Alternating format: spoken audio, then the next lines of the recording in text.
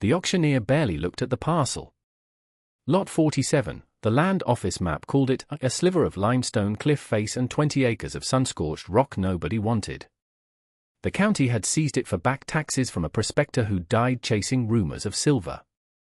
A man in the small crowd called out a question about water rights. The auctioneer just laughed. "You find water on that rock, mister, and the first drink's on me." Agnes Finch stood at the back, her daughter Martha's small hand lost in her own. She had $20 left from the $35 her father-in-law had pressed into her hand like a curse. "Take this and be gone from my sight. You and that child will be beggars or dead by winter." He had said it on the polished porch of his grand house, his words as cold and hard as the coins. But Agnes remembered her mother's journal, the worn leather book filled with sketches of the old-world mountain she'd left behind. She remembered the drawings of homes burrowed into the earth, safe from the wind that could strip a timber house to its bones. That winter, the great blizzard of '88 would kill hundreds across the plains and bury entire ranches in drifts 30 feet deep. Alastair Finch's prediction of her death did not come true.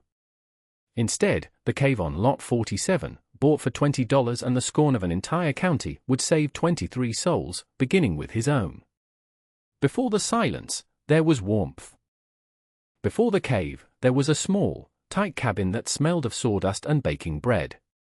Robert, her husband, would come home with hands raw from the logging camps, his large frame filling the doorway and blocking the light.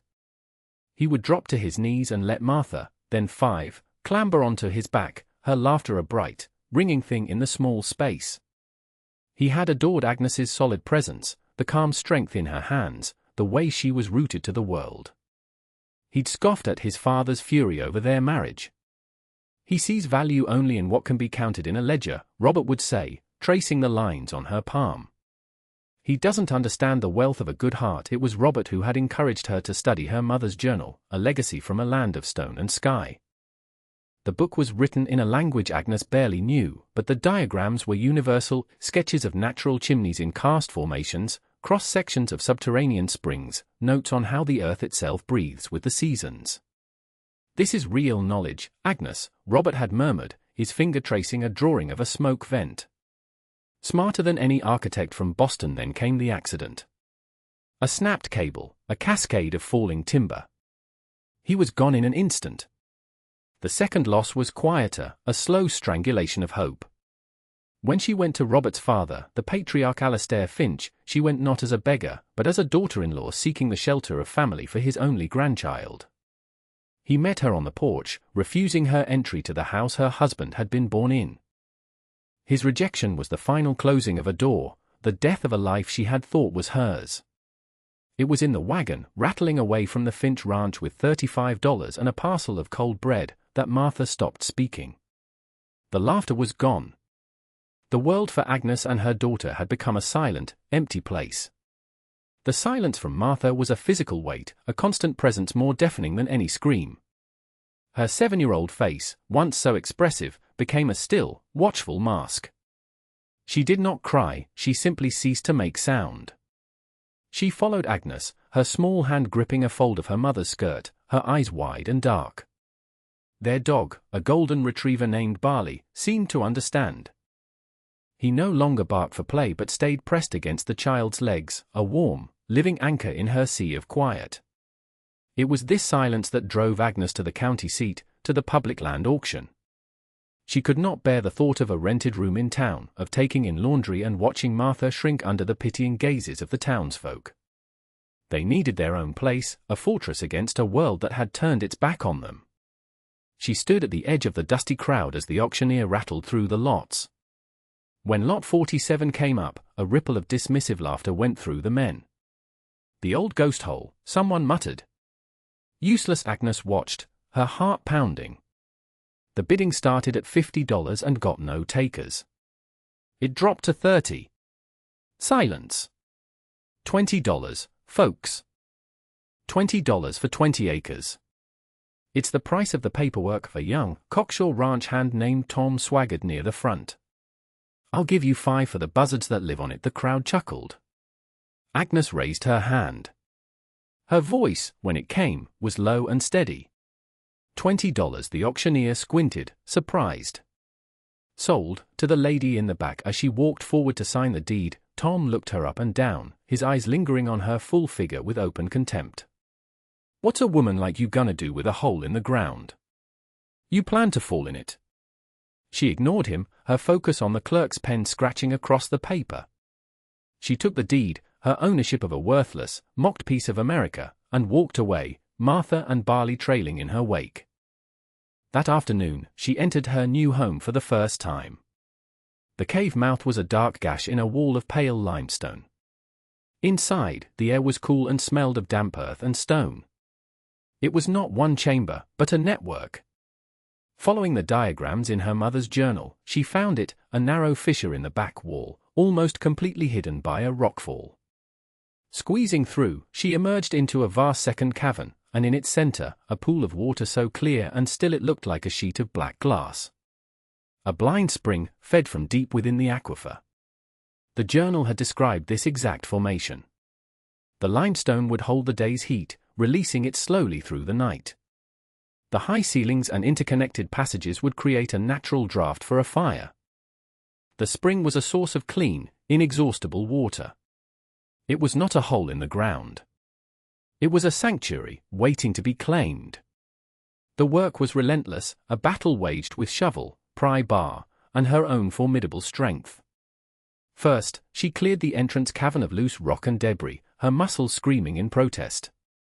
Every evening, she would collapse onto her bedroll, her hands torn and bleeding, only to rise before dawn and begin again. She spent $10 of her remaining $15 on a sturdy axe, 2 buckets, and a sack of flour. With the last 5, she bought a pregnant ewe and a half-dozen laying hens from a farmer leaving the territory. She built a dry stone wall across a section of the main cavern, creating a pen for the animals. Their warmth at night became a living furnace, raising the temperature in the cave by precious degrees. Barley, ever watchful, appointed himself their guardian. The skeptics came, one by one. Mr. Gable, the merchant in town, eyed her suspiciously when she asked to purchase a small cast-iron stove on credit. Folks say you're living in a cave, Mrs. Finch. Like an animal. It's not a respectable way to live. Credit requires an address, not a landmark. Agnes met his gaze without flinching. The stove will be paid for in wool from my sheep come spring. My address is lot 47. Send the bill there. Her quiet certainty unnerved him more than any argument would have, and he reluctantly agreed. Next came Reverend Miller, who saw her actions not as practical survival but as a pagan affront to God. He rode out to her land, his Bible held aloft like a weapon. Woman, you are turning your back on civilized society. God gave man dominion over the earth, to build homes of timber and stone, not to burrow into the darkness like a heathen troglodyte. This is an unholy dwelling. Agnes was hauling water from the spring. She set the heavy buckets down and wiped sweat from her brow. Reverend, she said, her voice flat. God gave me a child to protect and $15 to do it with. This earth is his creation. I am merely using what he has provided. He left in a cloud of righteous indignation, promising prayers for her benighted soul. Tom, the young ranch hand, made a public spectacle of it, laying a wager in the town saloon. $10 silver, says the widow and her kid are starved out or frozen solid by the first real snow. Any takers? Several men, emboldened by drink and casual cruelty, threw their money into the pot. The story of the wager reached Agnes, but it did not touch her. Her world had shrunk to the solid reality of stone, water, and the silent child at her side. Help, when it came, arrived as quietly as the dusk. An older woman, Mrs. Peterson, appeared at the cave mouth one afternoon, leading a pack mule. Her son had been one of Robert's crew, and Robert had pulled him from a log jam on the river years ago, saving his life. She had never forgotten. She unloaded her offering without ceremony, thick wool blankets, jars of preserved peaches, a side of bacon, and a small, precious bag of coffee. Robert was a good man, she said, her eyes kind. He wouldn't want his family to go without. She asked for nothing, accepted only a cool drink of water from the spring, and was gone. A few weeks later, another visitor arrived. He was an old man, a Basque shepherd driving his flock through the high country, his face a road map of wrinkles. He saw the markings Agnes had chiseled into the rock by the cave entrance, symbols for sun, water, and shelter copied directly from her mother's journal. He stopped, his eyes widening in recognition. He spoke to her in the halting, guttural language of her mother's people, a tongue she had not heard since childhood. He understood at a glance what she was doing. He pointed to the way she had angled her animal pen to catch the morning sun. Good, he nodded. The old way. Before he left, he gave her a small leather pouch filled with seeds for a hardy, shade-loving green that grew in the mountain caves of his homeland. For the child, he said, gesturing to Martha. Good for the blood. He and his flock moved on, leaving Agnes with a profound sense of connection, a feeling that she was not an anomaly, but the inheritor of an ancient, resilient wisdom. Her greatest challenge was ventilation. The smoke from her small cooking fire eddied and choked the main cavern. Her first attempt at a chimney, a narrow channel chipped through the rock above the fire pit, failed miserably, filling the space with acrid smoke. Martha's coughing fits were a sharp, painful sound in the oppressive silence. For 2 days, Agnes consulted the journal, studying the diagrams of airflow and pressure. The book showed how a narrow intake vent near the floor, paired with a wider flue higher up and on an opposing wall, would create a natural convection current. She found a suitable fissure high on the cavern wall and spent 3 days widening it, her arms burning with the effort. When she finally lit the fire again, the smoke hesitated for a moment, then drew up and out the new flue in a clean, straight line. The air cleared. Agnes sank to the ground, exhausted but triumphant. And then she heard it. A small, sharp sound from Martha. A single, involuntary bark of a laugh as she watched the smoke dance and disappear into the rock. It was the first sound of joy Agnes had heard from her daughter in months, and it was more precious than gold. The land was not empty. One night, a deep growl from Barley woke Agnes from a heavy sleep. She grabbed her lantern and moved to the mouth of the cave. In the pale moonlight, she saw them, a pair of grey wolves, their eyes glowing like embers at the edge of the clearing. They were drawn by the scent of her ewe and the new lamb that had been born just a week prior. Her first instinct was fear, a cold knot in her stomach. She had no rifle, only an axe and her own 2 hands. To lose her livestock would be a death sentence. Then, she remembered a specific page in the journal. It wasn't about weapons, but about the land itself as a defense. It described certain chambers in deep cave systems, shaped like bells or domes, that possessed unusual acoustic properties. She had found such a place exploring the deeper passages, a perfectly round cavern that made her own footsteps echo unnaturally. Leaving Martha asleep with Barley standing guard, Agnes took her largest iron pot and a metal spoon and ran into the echoing chamber. She took a deep breath and began to beat the pot with all her might. The effect was instantaneous and terrifying. The sound did not just echo, it amplified, multiplied, and distorted into a deafening, metallic roar that seemed to come from the very rock itself. It was a monstrous, inhuman sound, a chaotic clangor that vibrated through the floor. Outside, the wolves flinched back, confused and startled. The sound was everywhere and nowhere, an invisible, roaring beast emerging from the cliffside. After a minute of the relentless, disorienting noise, they turned and fled into the darkness. Agnes stood, her ears ringing, her heart hammering. She had defended her home not with violence, but with knowledge. Weeks later, a rider appeared. It was Alistair Finch. He sat astride his fine horse, looking at the neat stone wall she'd built, the small garden thriving in the sheltered sunlight by the cave mouth, the healthy ewe and lamb. He looked at her, his expression a mixture of disbelief and disdain. "I've heard talk in town," he said, his voice clipped. "They say you've managed not to starve. I'm prepared to offer you $200 for this land. It's more than it's worth. Take the money, take the child, and move somewhere civilized." Agnes looked at the home she had carved from the rock with her own hands. "This is my home," she said. "It is not for sale." His face hardened. "You are a foolish, stubborn woman. You will regret this." He wheeled his horse around and galloped away. 3 days later, the small, clear stream that trickled down the cliff face and fed her external water trough for the animals ran dry. When she climbed up to investigate, she found the source deliberately blocked with a pile of heavy stones and packed mud, a task that would have taken a strong man considerable effort.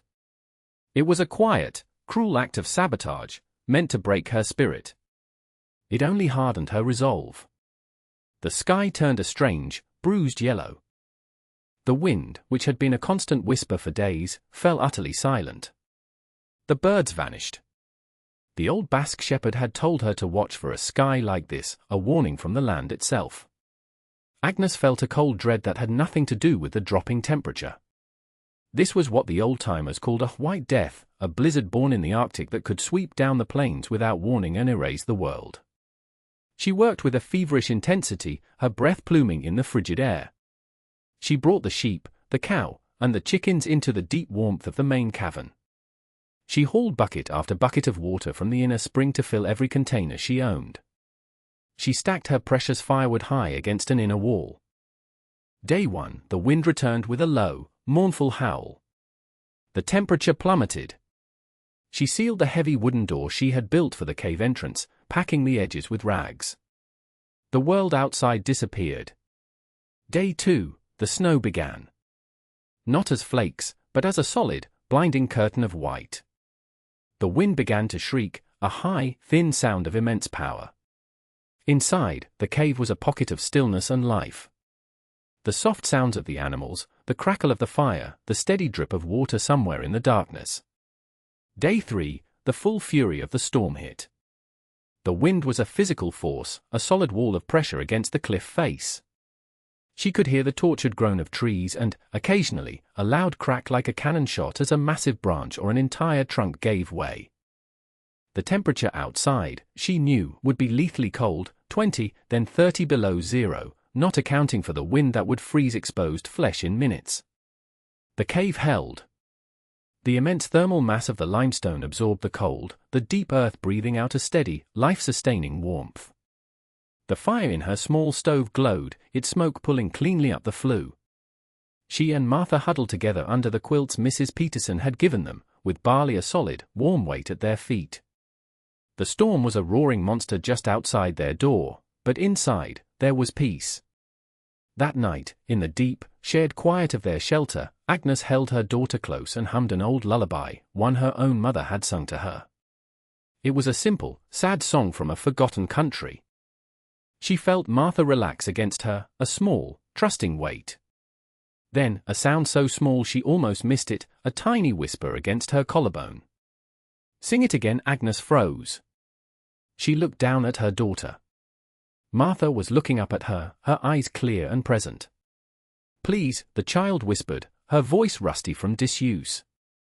"Sing it for me." Tears streamed down Agnes's face, hot against her cold skin, but she did not make a sound. She just held her daughter tighter and began to sing again. The blizzard raged for 6 days.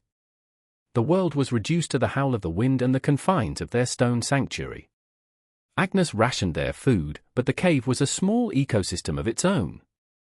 She had her chickens' eggs, milk from the cow, and the cool, dark water of the inner pool, which she had discovered was teeming with small, blind trout. She had fashioned a small net and could catch them easily, their pale bodies a welcome source of protein.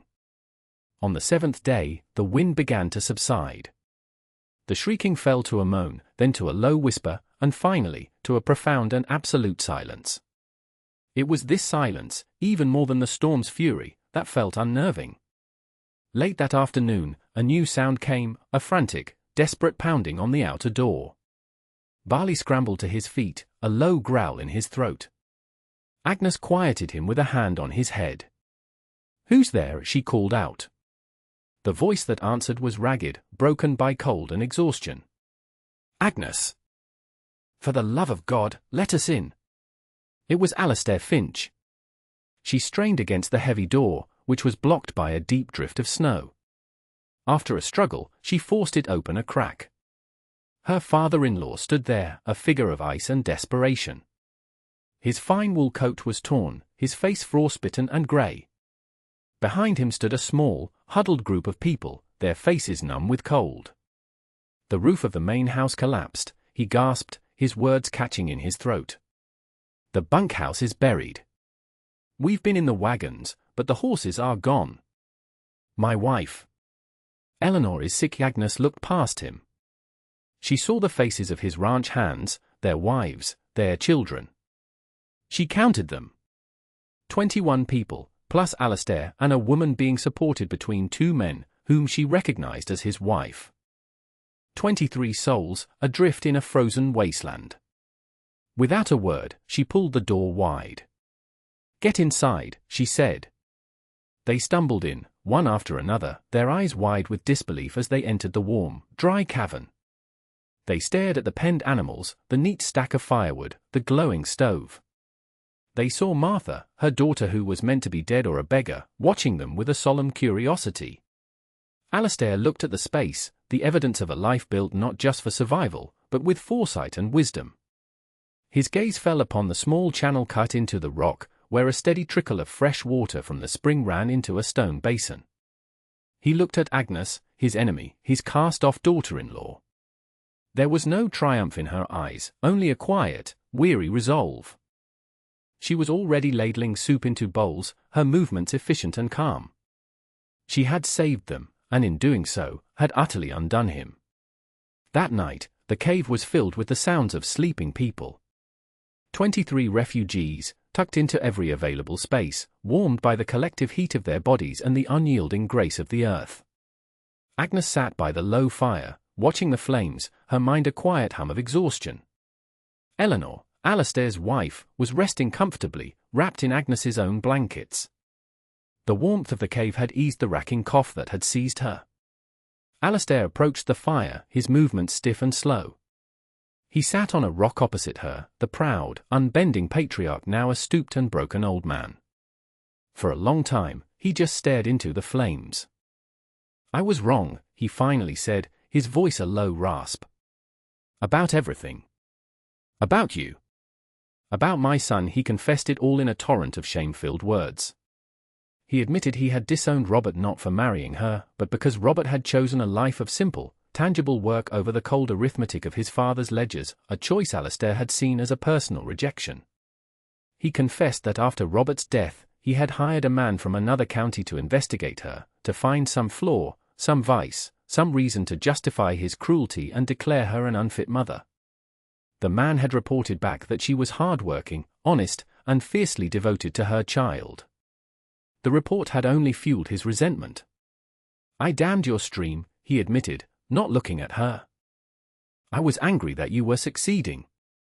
I wanted you to fail. I wanted you to come crawling back, to prove that I had been right all along." He reached into his coat and pulled out a heavy gold locket on a chain. It was ornate, clearly an heirloom. "This was my mother's. It should have gone to Robert's wife." He held it out to her. "It is not payment. There is no payment for a life. It is restitution." Agnes looked at the locket gleaming in his hand, then at his ravaged face. She did not take it. "Your wife needs her rest," she said softly.